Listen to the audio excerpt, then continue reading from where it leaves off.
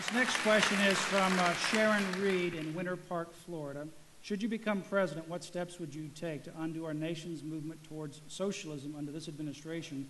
And what will you do differently to cause the two houses to agree on necessary spending cuts to the deficit?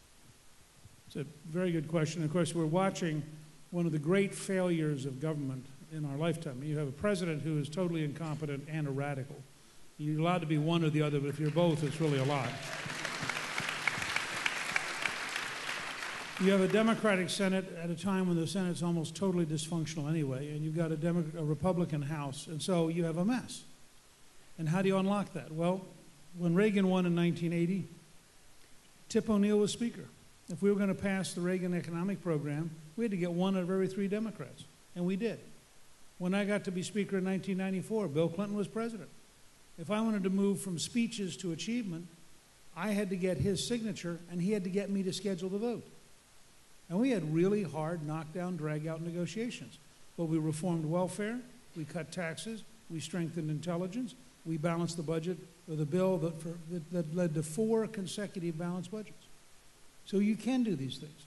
And Callista used to be the chief clerk of the House Agriculture Committee, which is a very bipartisan committee. I used to serve on Public Works and Administration and House Administration, which are bipartisan. One of the things I'll do as president, immediately after the election, is I will seek to meet individually with every Democrat in the House and Senate, not the leadership, but every single member, including the leadership. And I'll say to them, look, we're going to be together for the next 4 years.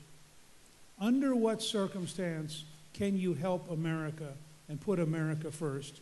And what is it we could do to achieve something together? And just try to lower the temperature, try to create a new mood and a new attitude. Second, I'm going to pick fights where we're at 75 or 80 or 85% approval. Ronald Reagan taught me this.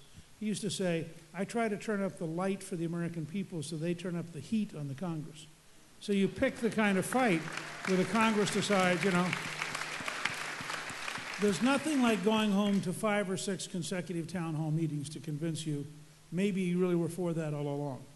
And so that's part of it. Lastly, I'm going to take a number of steps on day one. If you go to newt.org and look at our 21st century contract, it breaks into 4 units. The first unit's legislation. I will ask the brand new Congress on January 3rd to stay in session and to pass 3 things before I'm sworn in. Repeal Obamacare,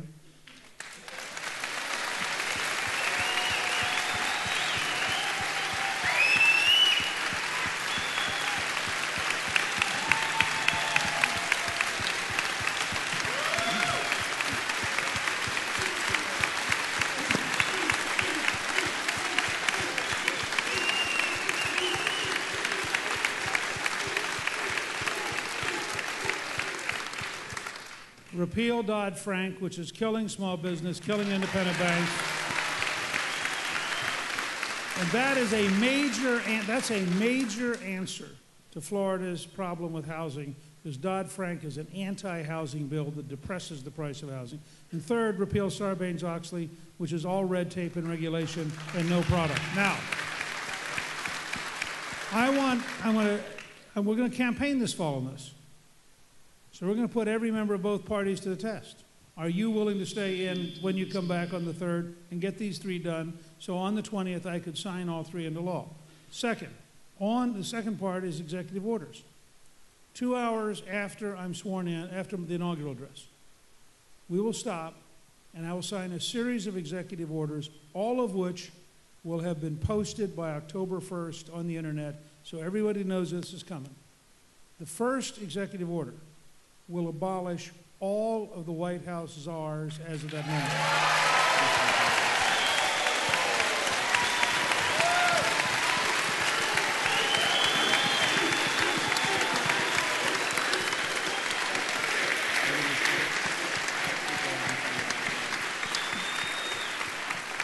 The second executive order will reinstate Ronald Reagan's Mexico City policy, no funding for abortion by any taxpayer.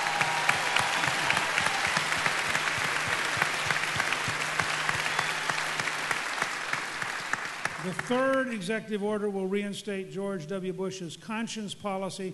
No doctor, no nurse, no hospital will be forced to undertake anything against their religious beliefs.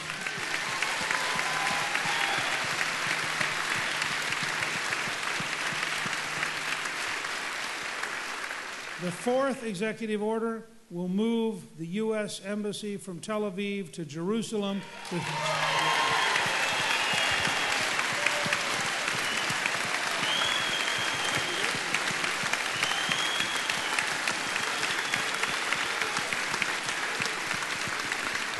Now, we're going to have a bunch more. In fact, if you have ideas, you can go to newt.org and send in your ideas.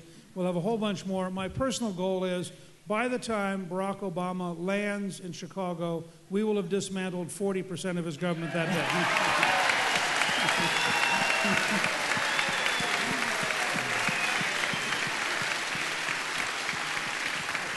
One other thing, we're working on an executive order right now that would reinstate the Keystone Pipeline so Canada could be allied to the United States.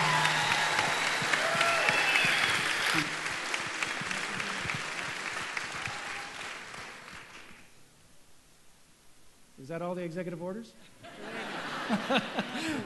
I'm sure That's you'll enough for one day.